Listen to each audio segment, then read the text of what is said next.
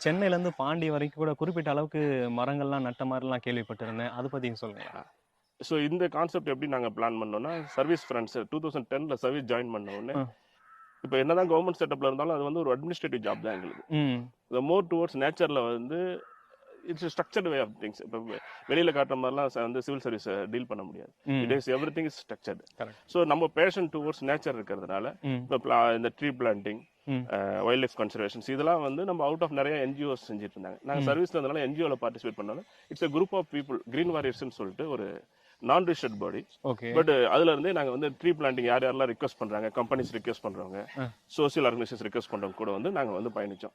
அப்படிதான் நாங்க வந்து செம்பரம்பாக்கம் லேக் கிளீனிங் வந்து பண்ணி கொடுத்தோம். ஓ.